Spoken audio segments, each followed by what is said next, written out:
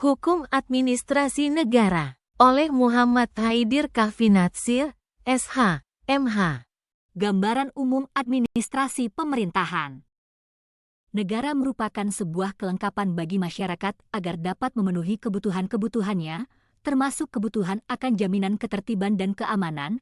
Olehnya itu, seluruh warga negara harus bisa tunduk dan patuh terhadap pemerintah pada saat pemerintah menyelenggarakan berbagai urusan kemasyarakatan. Suhino, 1998, kendati demikian, tiap-tiap individu selaku masyarakat memiliki hak-hak yang wajib dipenuhi oleh pemerintah. Hak-hak masyarakat itu kemudian diinternalisasikan ke dalam aturan-aturan hukum yang mengatur perihal tugas dan fungsi serta kewenangan dari pemerintah dalam mengelola urusan negara dalam rangka menciptakan kesejahteraan rakyat. Aturan-aturan hukum ini biasa dikenal dengan sebutan hukum administrasi negara. Hukum administrasi negara dengan sendirinya menjadi tolok ukur bagi masyarakat dan semua pihak untuk menilai dan mengevaluasi yang mana tindakan, perbuatan pemerintah yang layak untuk dilakukan maupun tidak. Namun demikian, tolok ukur yang dimaksud hanya terbatas pada penilaian mengenai baik atau buruknya dan layak atau tidaknya, sedangkan untuk mengadakan justifikasi tentang melanggar atau tidaknya, sepenuhnya menjadi kompetensi dan ranah hakim di pengadilan melalui putusannya. Dan yang terpenting adalah upaya penegakan hukumnya senantiasa dijalankan dengan baik agar hak-hak masyarakat selaku warga negara tetap dapat dilindungi. Perjanjian masyarakat pada saat membentuk suatu kesatuan masyarakat dan selanjutnya dikatakan sebagai sebuah negara adalah dalam rangka memelihara dan menjamin terlaksananya hak-hak asasi manusia di mana kekuasaan penguasa akan dibatasi oleh hak-hak asasi tersebut. John Locke dalam Suhino, 1998, melalui eksistensi dari hukum administrasi negara, diharapkan tindakan kesewenang-wenangan penguasa dapat dikendalikan dan dikontrol oleh lembaga-lembaga negara yang berwenang. Kehidupan masyarakat yang cenderung berubah dan mengalami perkembangan membuat sebagian dari aturan hukum perlu direvisi, termasuk aturan hukum di bidang pemerintahan. Hal demikian dilakukan agar hukum itu mampu menyesuaikan dengan arus kehidupan masyarakat dan mendorong hadirnya kebijakan yang fleksibel dan solutif.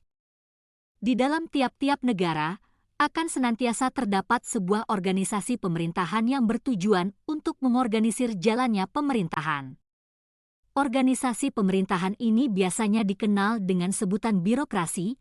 Birokrasi adalah struktur organisasi pemerintahan yang sistematis dan dibentuk dalam rangka menjalankan tugas-tugas kenegaraan untuk mencapai tujuan-tujuan negara serta mewujudkan cita-cita bangsa. Untuk menghadapi tantangan dalam dunia birokrasi, pemerintah kemudian menyusun dan menetapkan Grand Design Reformasi Birokrasi. Reformasi birokrasi adalah program sistematis yang mengupayakan lahirnya perbaikan dan kemajuan di dunia birokrasi. Pembangunan birokrasi yang unggul dan berkelas dunia merupakan hal yang bertujuan untuk mempercepat kemajuan bangsa serta memudahkan pemimpin negara dalam membangun kepercayaan dunia untuk ikut terlibat dalam menjalin kerjasama di berbagai sektor. Kerjasama antar negara ini dibutuhkan agar setiap negara dapat saling membantu dalam memenuhi kebutuhan-kebutuhannya, sehingga pada akhirnya negara-negara tersebut dapat mempercepat proses pertumbuhan, perkembangan dan kemajuan masing-masing negaranya. Kehidupan masyarakat yang cenderung dinamis membuat permasalahan dan kebutuhan sosial masyarakat semakin bertambah. Hal ini tentu akan menjadi tantangan tersendiri bagi pemerintah dalam dunia birokrasi yang dituntut untuk menghadirkan inovasi yang solutif serta kemudahan dalam mengakses layanan publik. Pengertian hukum administrasi negara. Hukum administrasi negara saat ini tidaklah tepat untuk dilazimkan dengan sebutan hukum administrasi. Karena administrasi adalah hal umum yang telah berkembang luas dan telah tereksplorasi ke dalam berbagai organisasi. Bahkan, bukan hanya pada organisasi yang berstatus negeri, melainkan juga organisasi yang berstatus swasta non-negeri kemasyarakatan masing-masing memiliki tatanan dan ketentuan administrasi tersendiri. Tiap-tiap administrasi pada suatu organisasi, baik yang berstatus negeri maupun non-negeri, masing-masing memiliki aturan tersendiri. Olehnya itu, pelaziman lafaz mengenai ketentuan administrasi suatu negara haruslah menyebut frasa negara secara lengkap, yaitu hukum administrasi negara, sehingga tidak menimbulkan keambiguan ataupun multi-interpretasi, baik di kalangan masyarakat maupun di berbagai pihak lainnya. Definisi menurut etimologi dan terminologi, di dalam hukum administrasi negara, terdapat beberapa istilah yang semakna dengannya. Bestuursrecht administratif recht dalam bahasa Belanda memiliki makna hukum administrasi, Verwaltungsrecht dalam bahasa Jerman memiliki makna hukum administrasi, droit administratif dalam bahasa Perancis juga memiliki makna hukum administrasi serta administrative law yang dalam bahasa Inggris juga memiliki makna hukum administrasi. Definisi menurut pandangan para ahli, 1. Zainuddin Ali, hukum administrasi negara adalah hukum mengenai pemerintah eksekutif di dalam kedudukannya, tugas-tugasnya, fungsi dan wewenangnya sebagai administrator negara. Ali, 2015, 2. Friedman, Hukum Administrasi, Sunita Dalamaan N. Freddy, 2017, terdiri atas A. Pelaksanaan kewenangan lembaga legislatif, B. Pelaksanaan kewenangan pemerintahan, C. Pelaksanaan kewenangan lembaga yudisial, D. Pertanggungjawaban hukum lembaga-lembaga negara, E. Kewenangan lembaga peradilan untuk mengawasi lembaga eksekutif. 3. Oppenheim, hukum administrasi merupakan ketentuan hukum yang mengatur lembaga-lembaga di pemerintahan pada saat lembaga-lembaga itu menjalankan kewenangannya yang diamanahkan oleh negara. Johan Utama, 2014, 4. Prayudi Atmosudirjo, menurut Prayudi Atmosudirjo, administrasi negara menjadi jalan bagi pemerintah dalam melaksanakan strategi, kebijakan dan keputusan-keputusannya. Johan Utama, 2014, Hukum Administrasi Negara dalam Tinjauan Normatif, Peraturan Perundang-undangan, di dalam Pasal 1 Angka 1 UU Nomor 30 Tahun 2014 tentang Administrasi Pemerintahan menyatakan bahwa administrasi pemerintahan adalah tata laksana dalam pengambilan keputusan dan atau tindakan oleh badan dan atau pejabat pemerintahan. Sedangkan dalam UU Nomor 5 Tahun 1986 tentang Peradilan Tun menyatakan bahwa administrasi negara melaksanakan fungsi untuk menyelenggarakan urusan pemerintahan baik di pusat maupun di daerah, sehingga secara sederhana dapat dipahami bahwa hukum administrasi negara adalah seperangkat aturan yang mengatur tentang tata laksana dalam pengambilan keputusan dan atau tindakan oleh badan dan atau pejabat pemerintahan dalam rangka menyelenggarakan urusan pemerintahan baik di tingkat pusat maupun daerah. Hukum administrasi negara di sini memberikan kewenangan bagi pejabat tun di tingkat pusat untuk mengatur wilayah kesatuan negara ataupun bagi pejabat tun di tingkat daerah untuk mengatur wilayah daerahnya dalam hal-hal yang umum mengenai layanan publik, kesejahteraan masyarakat serta hak-hak lainnya dari masyarakat. Namun, dalam menjalankan kewenangan dimaksud, wewenang dari pejabat tun dibatasi oleh aturan hukum dan harus senantiasa berpedoman pada asas-asas umum pemerintahan yang baik.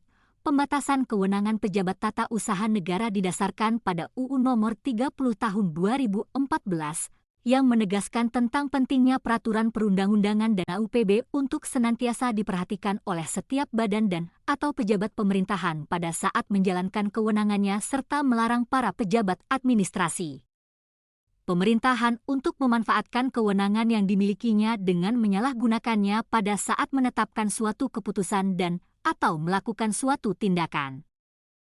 Makna hukum administrasi negara secara filosofis. Secara filosofis, hukum administrasi negara bermakna sebagai suatu regulasi yang mengatur tentang tata cara penyelenggaraan bernegara yang dijalankan oleh pejabat negara untuk mencapai tujuan-tujuan bernegara. Olehnya itu, segala hal yang menjadi urusan dan keputusan dalam pemerintahan negara harus berlandaskan pada regulasi, sejalan dengan konstitusi, serta berorientasi pada kesejahteraan dan kemakmuran masyarakat atau warga negara. Suatu negara didirikan untuk melahirkan kesejahteraan, keadilan, kemakmuran, keharmonisan dan rasa aman bagi rakyatnya. Olehnya itu, hal-hal yang menjadi kebutuhan dasar masyarakat menjadi tanggung jawab pemerintah untuk menyediakannya dengan mengawalinya melalui kegiatan penyusunan rancangan kebijakan pemerintah.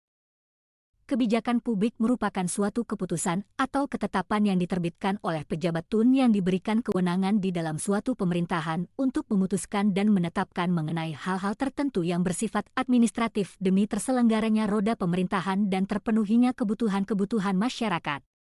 Manusia akan senantiasa membutuhkan orang lain dan sebuah lembaga bersama yang disebut juga sebagai sebuah negara dalam rangka mewujudkan tujuannya, meningkatkan harkat dan martabatnya, serta melindungi hak-haknya. Kailan, 2020, eksistensi dari hukum administrasi negara di sini menunjukkan perlunya suatu pemerintahan ditata dalam suatu sistem hukum agar dapat menjadi lebih tertib dan tercipta suatu kepastian hukum dalam kegiatan pelayanan publik maupun kepastian hukum mengenai kewajiban dan batasan-batasan wewenang pemerintah. Esensi hukum administrasi negara merefleksikan kepada kita bahwa suatu pemerintahan harus didesain dan diarahkan dengan sebaik mungkin dalam suatu tatanan sistem hukum, sehingga pada akhirnya akan mampu menjawab permasalahan-permasalahan yang berkembang di tengah-tengah masyarakat serta memberikan solusi terbaik atas problematika kehidupan masyarakat tersebut melalui kebijakan yang dikeluarkan oleh pejabat pemerintahan ataupun melalui penyelenggaraan kegiatan pelayanan publik di lingkup pemerintahan. Sumber hukum administrasi negara. Pengertian sumber hukum, pelaksanaan kewenangan pemerintahan dalam sistem negara hukum mengharuskan adanya landasan hukum yang memadai untuk memenuhi asas legalitas, legaliteit beginsel, dan asas kepastian hukum, rechtszekerheid beginsel. Asas legalitas mengajarkan bahwa setiap aktivitas dan tindak-tindak administrasi negara harus didasarkan pada ketentuan hukum baik secara langsung maupun secara tidak langsung. Prajudi Atmosudirajo mengklasifikasikan hukum administrasi negara menjadi hukum administrasi negara heteronom dan hukum administrasi negara otonom. Hukum administrasi negara heteronom adalah norma hukum administrasi negara yang mengatur penggunaan wewenang badan atau pejabat tata usaha negara. Hukum administrasi negara otonom adalah norma hukum administrasi negara yang diciptakan oleh badan atau pejabat tata usaha negara. Chandra, 2018, ketika mengawali pembahasan tentang sumber-sumber hukum positif, PJP, tak mengatakan, de vraag welke de bronnen van het recht zich is niet eenvoudig te beantwoorden omdat het begrip rechtsbron in meerdere betekenissen wordt gebruikt. Pertanyaan mengenai sumber-sumber hukum tidak dapat dijawab dengan sederhana, karena pengertian sumber hukum ini digunakan dalam beberapa arti. Di samping digunakan dalam beberapa arti, masing-masing orang akan memandang hukum dan sumber hukum secara berbeda-beda, sesuai dengan kecenderungan dan latar belakang pendidikan dan keilmuannya. Menurut Bagir Manan, tanpa kehati-hatian dan kecermatan yang mendalam mengenai apa yang dimaksud dengan sumber hukum dapat menimbulkan kekeliruan, bahkan menyesatkan. Dalam kaitan ini, Bagir Manan mengutip pendapat George Whitecross Patton yang mengatakan, "The term sources of law has many meanings and is a frequent choice error unless we scrutinize carefully the particular meaning given to it in any particular text." Istilah sumber hukum mempunyai banyak arti dan sering menimbulkan kekeliruan, kecuali jika kita mencermati dengan cermat makna khusus yang diberikan kepadanya dalam teks tertentu. Hr. 2020, pada umumnya, sumber hukum adalah segala sesuatu yang dapat menimbulkan aturan hukum, Huda.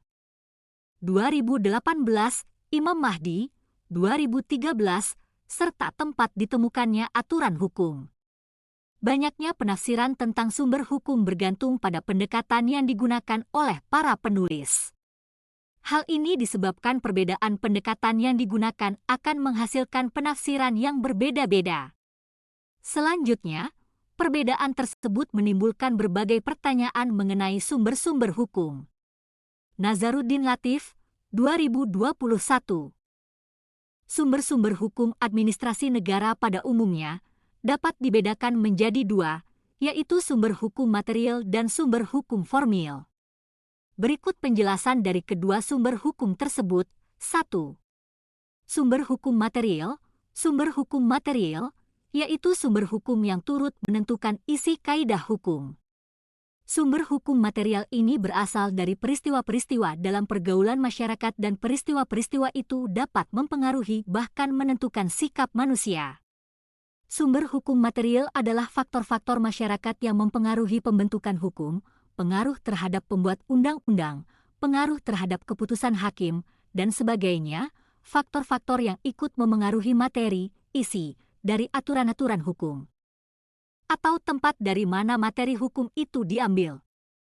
Sumber hukum material ini merupakan faktor yang membantu pembentukan hukum. Sumber hukum material dapat ditinjau dari berbagai sudut, misalnya dari sudut ekonomi, sejarah, sosiologi, dan filsafat. Sebagai contoh, seorang ahli ekonomi akan mengatakan bahwa kebutuhan-kebutuhan ekonomi dalam masyarakat itulah yang menyebabkan timbulnya hukum. Sementara ahli sosiologi akan mengatakan bahwa yang akan menjadi sumber hukum ialah peristiwa-peristiwa yang terjadi dalam masyarakat.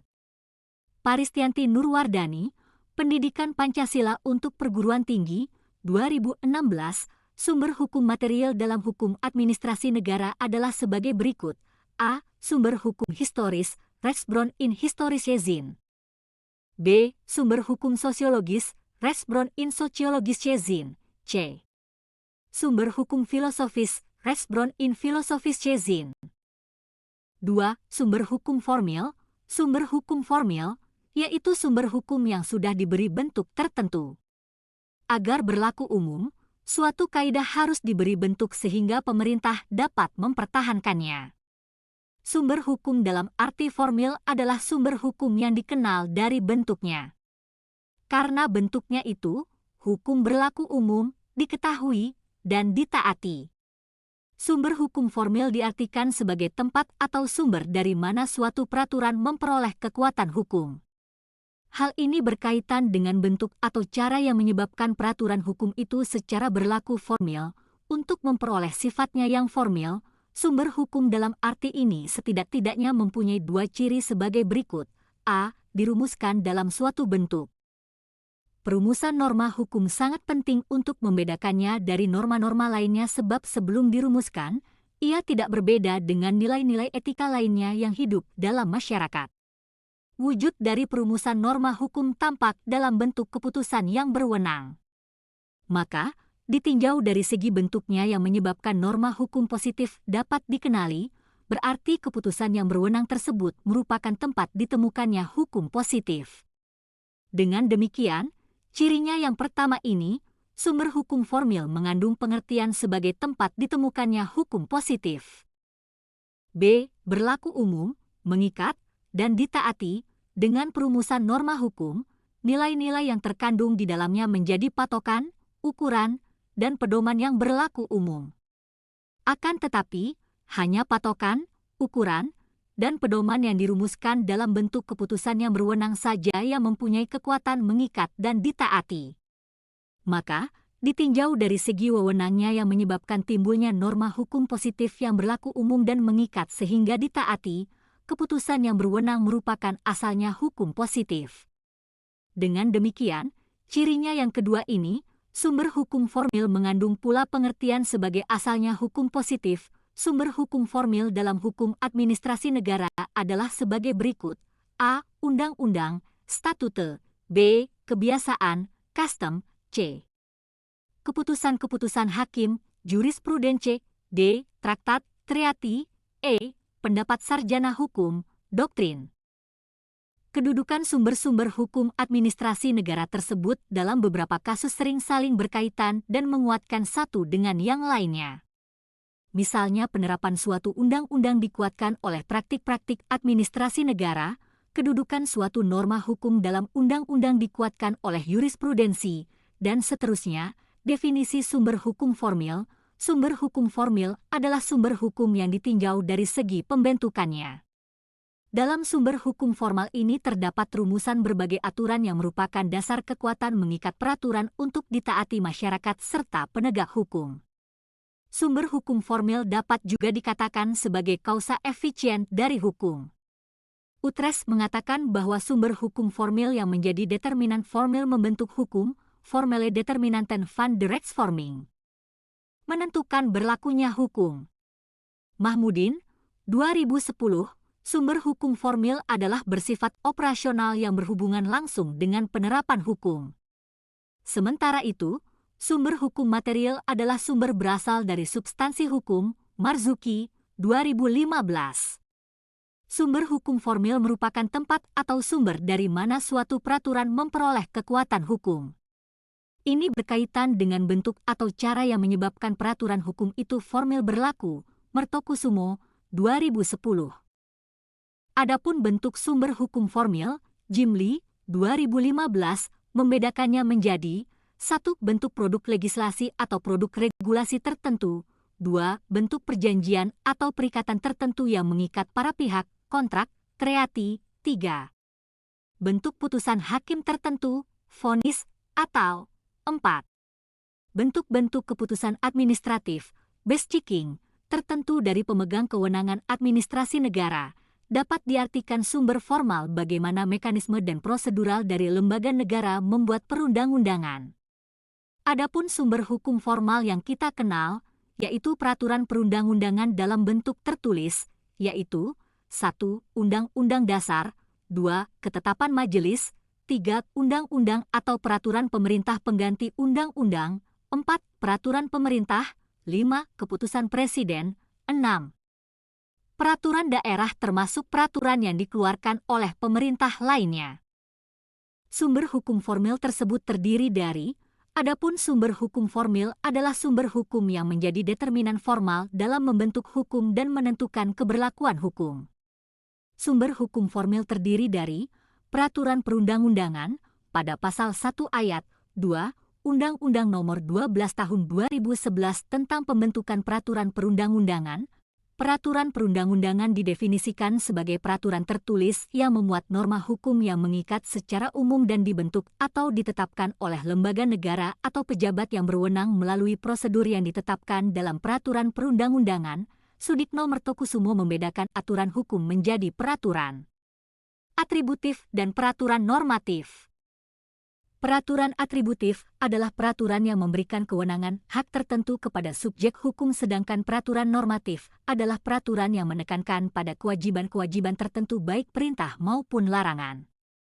Hanya saja, perlu dipahami bahwa pembedaan tersebut tidaklah tajam karena galibnya peraturan perundang-undangan selain memberikan hak juga menentukan kewajiban-kewajiban. Dwi et al. 2018. Terdapat 3 tipe kekuatan berlakunya peraturan perundang-undangan, Ali, 2015, yakni 1. Kekuatan berlaku yuridis, Juridische Geltung, yang terjadi apabila seluruh ketentuan formal dari peraturan perundang-undangan telah terpenuhi. 2. Kekuatan berlaku sosiologis, Soziologische Geltung, yakni undang-undang tersebut benar-benar berlaku di masyarakat. Menurut Sudikno Mertokusumo, keberlakuan sosiologis ini dapat dibagi menjadi 2, yakni teori kekuatan, Machttheorie, yakni hukum berlaku secara sosiologis apabila substansi hukum tersebut ditegakkan oleh penguasa tanpa memperhatikan penerimaan masyarakat terhadap aturan tersebut. Teori pengakuan, Anerkennungstheorie, keberlakuan ini tercapai jika substansi peraturan perundang-undangan diakui oleh masyarakat. 3. Kekuatan berlaku filosofis, Philosophische Geltung, keberlakuan ini tercapai jika substansi peraturan perundang-undangan memiliki landasan etis. Di Indonesia, landasan etis tersebut adalah nilai-nilai Pancasila sebagai Philosophische Grundlage. Hukum kebiasaan, diskursus ini akan diawali dengan menelaah perbedaan kebiasaan dan hukum kebiasaan sehingga dapat dipahami kapankah kebiasaan berubah menjadi hukum kebiasaan. D. Maloney mendefinisikan kebiasaan sebagai the common use or practice of an individual or community, but more especially the latter, an established manner or way. Dwi et al. 2018. Adapun hukum kebiasaan adalah kepatuhan yang bersifat konstan dan seragam dari anggota masyarakat terhadap sebuah ketentuan yang timbul karena adanya kebutuhan hukum. Postema mendefinisikan hukum kebiasaan sebagai norma yang timbul dari tindakan masyarakat yang bersifat normative. Cenik menyatakan bahwa hukum kebiasaan merupakan kebiasaan manusia di dalam bertindak berdasarkan norma yang berlaku di dalam masyarakat tersebut. Cenik sendiri membagi hukum kebiasaan menjadi 2, yaitu 1. Hukum kebiasaan yang dilakukan oleh masyarakat, 2. Hukum-hukum kebiasaan yang berlaku di dalam pengadilan dan lembaga ketatanegaraan. Sudikno Mertokusumo mengemukakan pandangannya bahwa terdapat 3 syarat dari hukum kebiasaan, yakni 1. Syarat material yaitu adanya kebiasaan atau tingkah laku yang tetap atau diulang yakni suatu rangkaian perbuatan yang sama, yang berlangsung dalam jangka waktu yang lama, longa et inveterate consuetudo. 2.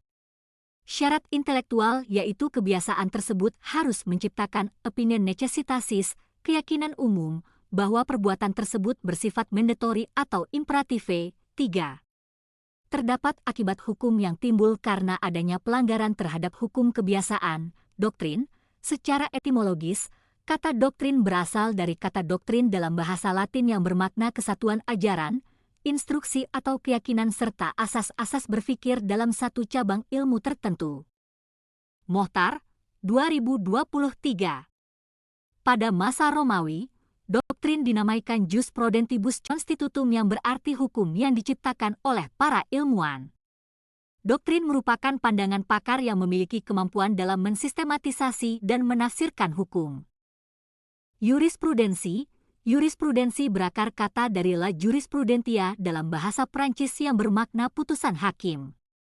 Ini jelas berbeda dengan kata jurisprudence dalam bahasa Inggris yang bermakna filsafat hukum, ilmu hukum. Di dalam literatur, putusan hakim, jurisprudensi, ini dikenal sebagai preseden. Mohtar Kusumaatmadja mendefinisikan jurisprudensi sebagai produk yudikatif yang berisi kaidah atau peraturan hukum yang mengikat pihak-pihak yang bersangkutan atau terhukum.